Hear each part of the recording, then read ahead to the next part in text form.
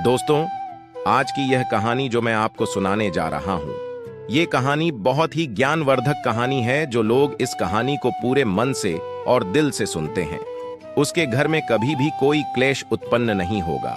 उसके घर में हमेशा सुख और शांति बनी रहेगी। उसके घर में माता लक्ष्मी का सदा आगमन रहेगा।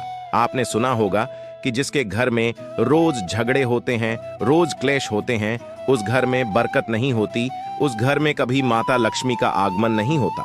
और जिसके घर में सुख शांति होती है, उसके घर में सुख समृद्धि का आगमन होता है और माता लक्ष्मी का निवास उसके घर पर सदा बना रहता है। इस कहानी को सुनने के बाद हमें यह पता चल जाएगा कि हमें घर में लड़ाई झगड़ा क्यों नहीं करना चाहिए, और जिसके घर में लड़ाई झगड़े होते हैं वह उन लड़ाई झगड़ों को कैसे रोक सकता है। क्योंकि घर में सुख शांति का होना बहुत जरूरी है, क्योंकि जहां सुख शांति होती है वही माता लक्ष्मी निवास करती है। जहां क्लेश उत्पन्न होते हैं, लड़ाई झगड़े उत्पन्न होते हैं, वहां माता लक्ष्मी का वास नहीं होता, वहां दुख और दरिद्रता का निवास होता है। हो सके तो इस कहानी को पूरा सुने। यह कहानी आपके जीवन में बहुत सीख देगी। यह बहुत ही ज्ञानवर्धक कहानी है, इसे जरूर सुने। एक मोर और मोरनी की कहानी। इससे पहले कि आप हमारी कहानी में खो जाएं, चैनल को सब्सक्राइब करना ना भूलें। चलिए कहानी शुरू करते हैं। एक जंगल में एक मोर और मोरनी रहते थे। मोर और मोरनी बहुत हंसी खुशी जंगल में रहते थे। एक दिन मोरनी मोर से कहती है, पिया जी, हमें यहाँ से चलना चाहिए, हमें वहाँ चलना चाहिए जहाँ हमारे समाज के लोग रहते हैं। काफी सारे मोर मोरनी रहते हैं, हमें वहाँ चलना चाहिए। मोर मोरनी से कहता है, प्रिय, अगर हम वहाँ चलेंगे तो रोज लड़ाई झगड़े होंगे। हम दोनों यहाँ जंगल में कितना सुकून से रहते हैं, वहां जाने की क्या जरूरत है। लेकिन मोरनी जिद करने लगती है तो मोर भी मान जाता है। मोरनी की जिद करने पर वह दोनों उड़कर एक नगर में आ जाते। उस नगर का राजा पशु पक्षियों की भाषा को अच्छी तरह से समझता था। उस राजा ने कराव शास्त्र की पढ़ाई की थी। कराव शास्त्र का मतलब यही होता है कि पशु पक्षियों की भाषा को समझ पाना। वह राजा सभी प्रकार के पशु पक्षियों की भाषा को समझ पाता था। हर जीव जंतु की आवाज को वह बखूबी समझता था कि वह क्या कह रहा है। दोनों मोर और मोरनी उसी नगर में आ जाते हैं। एक दिन की बात है। राजा अपनी रानी से कहता है कि हे रानी, मुझे बहुत तगड़ी भूख लगी है, आप मुझे भोजन खिला दीजिए। राजा की रानी 36 प्रकार के भोजन बना करके एक हाथ में पानी का लोटा और दूसरे हाथ में खाने की थाली लेकर राजा के पास पहुंचती है। रानी जैसे ही भोजन का थाली राजा के सामने रखती है तो एक चावल का टुकड़ा नीचे गिर जाता है। वहीं पर कुछ चींटियां घूम रही थीं। तभी एक चींटी चावल के टुकड़े लेकर वहां से जाने लगती है। राजा बैठा सब घटना को देख रहा था। उस चींटी के पास में तुरंत ही एक बड़ा चींटा आता है और वह चींटा उस चींटी से कहता है, हे प्रिय, यह चावल का टुकड़ा मुझे दे दीजिए और तुम वापस जाओ और उस राजा की थाली से दूसरा चावल का टुकड़ा लेकर आओ। उनकी बातों को राजा पूरी तरह से सुन रहा था, क्योंकि राजा हर जानवर, पशु और पंछी की भाषा को समझ सकता था। तो राजा वहीं बैठा रहा करता था। जब चींटा चींटी से यह बात कह रहा है कि नहीं, मैं नहीं जाऊंगी, अगर यह बात राजा को पता चल जाएगी तो राजा मुझे मार देगा। फिर चींटा चींटी से कहता है कि तुम जाओ, राजा को नहीं पता चलेगा। चींटी फिर जाने की कोशिश तो करती है, लेकिन फिर आधे रास्ते से वापस चली आती है और चींटा से कहती है, नहीं, मैं नहीं जाऊंगी, हो सकता है राजा को पता चल जाए और राजा मुझे मार देगा। राजा उन दोनों को देख रहा था। चींटा को इस बात का भनक हो जाता है कि राजा हमारी बात को समझ रहा है। चींटा फिर चींटी से कहता है, देखो, लगता है राजा हमारी बात को समझ रहा है। राजा ने हमारी बातों को सुन लिया है, इसीलिए वह हमें ही देख रहा है। चींटा चींटी से कहता है, अगर राजा ने हमारी बातों को सुन लिया है और राजा किसी और को बताया तो इस समय पत्थर का बन जाएगा। राजा चींटा और चींटी की बात को बखूबी सुन लेता है और समझ लेता है। राजा इस बात को सुनकर हंसने लगता है। जैसे ही राजा को हंसी आने लगती है, राजा की रानी रसोई से बाहर आती है। वह जैसे ही रसोई से बाहर निकलती है, राजा उसे हंसते हुए दिखाई देता है। रानी राजा को हंसते हुए देखकर सोचने लगती है कि शायद मुझसे कोई गलती हुई है, इसीलिए राजा साहब हंस रहे हैं। रानी राजा के पास आती है और कहती है, हे महाराज, क्या मुझसे कोई पाप हुआ है? क्या मुझसे कोई गलती हुई है कि आप इतनी जोर से हंस रहे हैं? राजा रानी से कहता है, नहीं ऐसी कोई बात नहीं है, मुझे बस यूं ही हंसी आ गई। रानी जिद करने लगती है और कहती है, आपको मुझे बताना पड़ेगा कि आप क्यों हंस रहे थे। राजा बार बार मना करता है, क्योंकि राजा को पता था कि चींटी ने कहा है कि अगर मैं चींटी वाली बात किसी को बताऊंगा तो मैं पत्थर का बन जाऊंगा। इसीलिए राजा रानी को यह बात नहीं बताना चाहता था।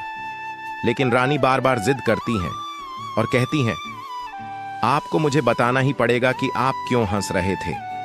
अगर आप मुझसे सच्चा प्रेम करते हैं, अगर आप मुझे अपना समझते हैं, तो आपको यह बताना पड़ेगा कि आप क्यों हंस रहे थे। राजा अब धर्म संकट में पड़ गया है। राजा सोचता है, अगर मैं ये बात रानी को बताऊंगा तो मैं पत्थर का बन जाऊंगा, और फिर सोचता है, अगर मैं नहीं बताऊंगा तो रानी का विश्वास खत्म हो जाएगा। रानी बहुत जिद करने लगती है। कहते हैं ना कि प्रिया हठ और बाल हठ बहुत तगड़ी होती है। इन दोनों हट से हमेशा बच कर के रहना चाहिए। रानी के प्रिया हट के सामने राजा को झुकना पड़ता है और राजा रानी से कहता है, ठीक है, अगर मैं आपको बताऊंगा तो बाद में आपको पछताना पड़ेगा। रानी कहती है कि अभी तो आप कह रहे थे कि कोई बात नहीं है, अभी आप कह रहे हैं कि मुझे पछताना पड़ेगा। रानी कहती है कि जरूर कोई तगड़ी बात है और रानी और ज्यादा जिद करने लगती है। तब राजा कहता है कि तब ठीक है, अगर आप नहीं मान रही हैं तो चलिए, मैं किसी जंगल में आपको एक बात बताऊंगा। राजा रानी रथ पर सवार होकर के जंगल के लिए निकल जाते हैं। जैसे वह घोर जंगल में पहुंच जाते हैं, तब राजा सारी बात रानी को सुनाने लगता है। जैसे ही राजा थोड़ी थोड़ी बात रानी को सुनाते गया, वैसे वैसे वह भी धीरे धीरे पत्थर का बनता गया। जैसे राजा ने आधी बात रानी को सुनाई, वह भी आधा पत्थर का हो गया। राजा फिर रानी से कहता है, हे रानी, मैं धीरे धीरे पत्थर का बनता जा रहा हूं, तुम बाद में बहुत पछताओगी। रानी कहती है, हे राजा साहब, है महाराज, थोड़ी सी बात बची है, आप उसे भी सुना दीजिए। राजा पूरी बात बता देता है और राजा पूरा पत्थर का बन जाता है। रानी की जिद के कारण राजा पूरा पत्थर का बन जाता है। रानी रोने लगती है और रानी उस पत्थर को हिलाने की कोशिश करती है, लेकिन भारी भरकम पत्थर कैसे हिल पाती, क्योंकि राजा बहुत ही भारी था। राजा पत्थर का बन जाता है और उधर रानी सर पटक कर रोती है, छाती पीटती है, विलाप करती है और किसी जीव जंतु से सहायता के लिए गुहार करती है।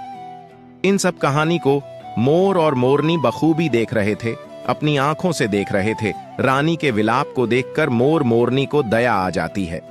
मोर मोरनी से कहता है, ये होता है प्रिय हठ, अपनी इसी प्रिय हठ की वजह से हम उस जंगल में कितनी खुशी खुशी रहते थे और यहाँ चले आए। मोरनी मोर से कहती हैं कि प्रिय, यह रानी बहुत दुखी हो रही है, हमें इसकी सहायता जरूर करनी चाहिए।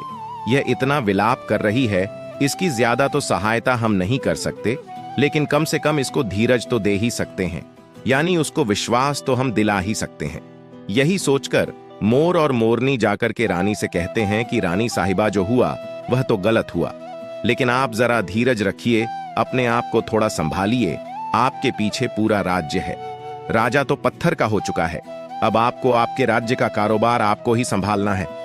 रानी मोर मोरनी की बात सुनने के बाद कहती है, भाई मोर मोरनी, मैं अपने आप को कैसे संभालूं, क्योंकि अब तो मेरा संसार ही उजड़ गया, क्योंकि मेरा पति परमेश्वर पत्थर का बन चुका है, और मैं क्या करूं। रानी की यह बात सुनते ही उधर मोरनी के मुख से यह निकल जाता है, राजा पत्थर के कैसे हो गए? राजा तो इंसान थे, अच्छे भले थे, लेकिन यह पत्थर के कैसे हो गए?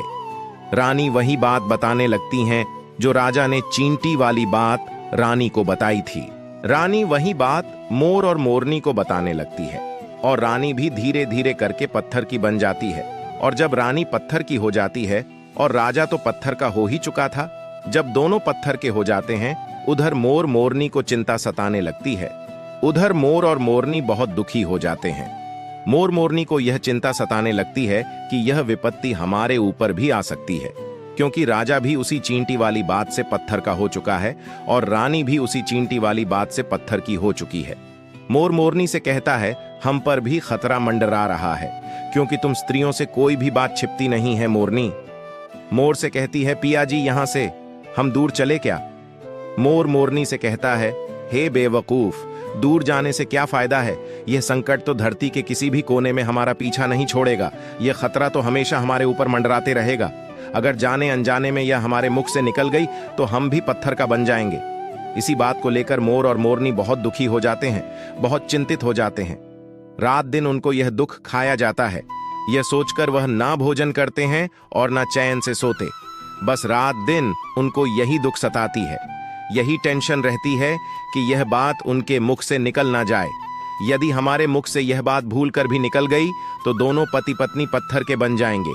यही सोचकर मोर ने दिमाग लगाया कि यदि मैं सारी चींटियों को खत्म कर दूं तो यह सब खत्म हो सकता है, क्योंकि यह करा धरा तो चींटियों का है। मोर मोरनी से कहता है, प्रिय, अगर हम सृष्टि के सारी चींटियों को खत्म कर दें तो चींटियों का संकट समाप्त हो जाएगा। और मोर मोरनी इस बात से राजी हो जाते हैं और सभी चींटियों को मारकर खाना शुरू कर देते हैं। मोर और मोरनी का इतना आतंक हो गया था कि सभी चींटियां डर के मारे और बिल खोदकर के धरती के अंदर जाकर छिप गई। मोर और मोरनी ऐसी निगरानी रखते हैं कि उन्हें जहां भी चींटी दिखती है तुरंत दबोच लेते हैं। कोई भी चींटी मोर और मोरनी के आतंक की वजह से बाहर ही नहीं आती थी। सभी चींटियों ने जमीन के अंदर अपना बिल बना दिया, जमीन के अंदर ही जाकर बैठ जाती। काफी समय बीतने के बाद चींटियों को भूख सताने लगी, क्योंकि भोजन तो बिल में मिलता नहीं, भोजन तो बाहर मिलता है। जैसे ही भोजन लेने के लिए चींटी बाहर आती, मोर उसे दबोच लेता है और उसे जान से मार देता। एक चींटी और एक चींटा बिल के अंदर भोजन के लिए तड़पते हुए श्री हरि विष्णु का जोरदार भजन करने लगे। भक्ति करते करते उन्हें यह भी मालूम नहीं था कि वह कहाँ है कहाँ नहीं है। वे घोर तपस्या में लीन हो गए। अंत में जाकर श्री हरि विष्णु उन्हें दर्शन देते हैं और भगवान विष्णु कहते हैं, चींटी चींटा, जो तुम्हें मांगना है मांग सकते हो। हम तुम्हारी भक्ति से प्रसन्न हैं, क्योंकि चींटा और चींटी ने निरंतर भक्ति की थी, ना ही कोई जल ग्रहण किया ना ही अन्न। इसलिए भगवान विष्णु बहुत जल्दी प्रसन्न हो गए और आकर कहने लगे, जो तुम्हें मांगना है मांग सकते हो, हम तुम्हारी भक्ति से बहुत प्रसन्न हैं। उधर चींटा और चींटी ना जाने कितने दिनों से भूखे और प्यासे थे। दोनों एक ही बात कहते हैं, हे प्रभु, अगर आप हमें वर देना चाहते हैं तो हमारे पेट में गांठ लगा दीजिए। उन्होंने सोचा, अगर हमारा पेट नहीं होगा तो हम बाहर क्यों जाएंगे और मोर मोरनी हमें नहीं खाएंगे। इसीलिए उन्होंने मांगा, हे प्रभु, हमारे पेट में गांठ लगा दीजिए। भगवान विष्णु कहते हैं, तथास्तु, और चींटियों के पेट में गांठ लग जाती है। आज भी उन चींटियों के पेट में गांठ लगी हुई है। चींटियों का पेट नहीं होता। फिर चींटा और चींटी भगवान विष्णु से कहते हैं, प्रभु, हमारे पेट में तो गांठ लग गई है, लेकिन अभी भी हमें मोर और मोरनी से खतरा है। मोर और मोरनी हमारे इंतजार में अभी भी ऊपर जमीन पर बैठे हैं और जैसे ही वे लोग हमें देखेंगे वे हमें मार देंगे। भगवान विष्णु मोर से कहते हैं, हे मोर, तुम चींटियों का शिकार करना बंद कर दो। इसमें चींटियों का कोई दोष नहीं है। जो दोषी था वह राजा था, क्योंकि राजा ने कराव शास्त्र की पढ़ाई की थी, इसीलिए वह सभी जीव जंतु की भाषा को समझने में सक्षम था। उसके साथ साथ वह जिन भाषा को समझता था उनका रूप बदलने में भी सक्षम था। पशु पक्षियों का वह रूप धारण किया करता था, और जब वह राजा रूप धारण करता था उन पक्षियों के साथ संभोग भी किया करता था। और जब वह पशु पक्षी गर्भ धारण करते थे तो वह उन्हें छोड़ करके इंसान बन जाता था, और फिर ऐसी पशु पक्षियों पर वह जोर से हंसता था। इसकी ऐसी मूर्खता के कारण ही आज यह राजा पत्थर का बना पड़ा है। मोर कहता है, हे प्रभु, उनकी पत्नी का, उनकी रानी का क्या दोष है। श्री हरि विष्णु कहते हैं कि उनकी पत्नी भी उनके इस पाप में भागीदारी है, क्योंकि उनकी पत्नी अगर उनको रोकती तो वह इतना बड़ा पाप नहीं करता। इसीलिए उनकी रानी भी इस पाप की भागीदारी है, इसलिए आज वह भी पत्थर की बन चुकी है। श्री हरि के समझाने के बाद मोर उनसे कहता है, हे प्रभु, पर इस बात को हम किसी और से कहेंगे जो कि रानी ने हमें सुनाई है, तो क्या हम पत्थर के बन जाएंगे। श्री हरि विष्णु कहते हैं कि तुम्हारा यह श्राप अब समाप्त हो चुका है। तुम्हें किसी से कहने पर कोई फर्क नहीं पड़ेगा, आप किसी से भी कह सकते हैं। तुम्हारे ऊपर से खतरा टल चुका है। मोर और मोरनी बड़े प्रसन्न हो जाते हैं। उनकी खुशी का कोई ठिकाना नहीं था। श्री हरि विष्णु अंतर ध्यान हो जाते हैं और चले जाते हैं, और इधर मोर मोरनी का खुशी का कोई ठिकाना नहीं था। अगर किसी जानवर को, किसी पशु को खुशी होती है तो वह झूमने लगता है, नाचने लगता है। यही बात मोर के साथ हुआ। मोर को जब यह पता चला कि उनके ऊपर से खतरा टल चुका है, तो वह खुशी में नाचने लगा, जोरदार नाचने लगा। उसकी खुशी का कोई ठिकाना नहीं था। वह खुशी के मारे पागल हो रहा था। फिर जैसे ही मोर खुशी के मारे अपने पैरों के नीचे देखता है कि फटे बदसूरत पैर मोर के बने हुए थे, मोर अपने पैरों को देखकर रोने लगता है। मोर सोचने लगता है कि पहले मेरे पैर इतने सुंदर थे, लेकिन आज इतने फटे और गंदे कैसे हैं। मेरा पूरा बदन सुंदर है, लेकिन मेरे पैर इतने फटे और बदसूरत कैसे हैं। मोर के पैरों के फटने का कारण चींटी खाना था, क्योंकि उसने बहुत सारी चींटियां मार मार कर खा गई थीं और मोरनी भी उन्हें खा गई थी, इसीलिए उनके पैर फट गए थे। आज भी कोई इंसान अगर चींटी खाता है तो उसके शरीर में छोटे छोटे दाने पड़ जाते हैं। यदि आप ज्यादा मात्रा में चींटी खाओगे तो आपका बदन भी फटने लगेगा। सांप केंचुली क्यों छोड़ता है? क्योंकि सांप चींटी खाता है और इसीलिए उसके शरीर में फट जाता है, अलग हो जाते हैं। इसी तरह मोर के पैर फट गए थे और वे बदसूरत हो गए थे, इसीलिए मोर अपने पैरों को देखकर जोर जोर से रोने लगा। मोरनी मोर को धीरज रखवाती है और कहती है, जो हुआ वह तो हो गया, रोने से क्या होगा। मोर नाचता और जोर जोर से रोता है, इसलिए उसकी आंखों से आंसू की धारा बह रहे थे। मोरनी मोर को धीरज रखवाती है और उसके आंसुओं को नीचे गिरने से रोकती, लेकिन रोक नहीं पाती। मोरनी के हाथ तो है नहीं, लेकिन अपनी चोंच से एक एक आंसू को उठाती और अपने मुख में रखने की कोशिश करती, लेकिन कितना अपने मुख में रखती, सीधे मोरनी के पेट में चले जाते। इस तरीके से हर बार मोरनी मोर के आंसुओं को रोकती और मोर नाचता खूब जोर जोर से रोता। मोर के आंसुओं को देखकर और मोरनी के प्यार को देखकर भगवान श्री हरि फिर से दर्शन देते हैं और मोरनी को आशीर्वाद देते हैं और कहते हैं कि तुम्हारा प्रेम ऐसे ही सदा बने रहे। इस आशीर्वाद के वजह से, अब इसे आशीर्वाद समझिए या श्राप, इसकी वजह से मोर कभी संभोग नहीं कर पाता, क्योंकि मोर जब नाचता है तो उसकी आंखों से आंसू गिरते हैं और उन आंसुओं को मोरनी चुगती है और उसी आंसुओं के कारण मोरनी गर्भवती हो जाती है। भगवान श्री हरि मोर और मोरनी को आशीर्वाद देते हैं और कहते हैं कि तुम्हारी भक्ति धन्य है और तुम धन्य हो। एक समय ऐसा भी आएगा कि तुम्हारे पंख को मुकुट बनाकर धारण करेंगे। इसीलिए कहते हैं श्री कृष्ण के रूप में श्री हरि धरती पर आते हैं तो वह मोर का पंख अपने मुकुट में धारण करते हैं। दोस्तों, आज के लिए बस इतना ही। दोस्तों, कहानी पसंद आई हो तो कमेंट बॉक्स में लिखें। जय श्री कृष्ण। आप सभी का धन्यवाद।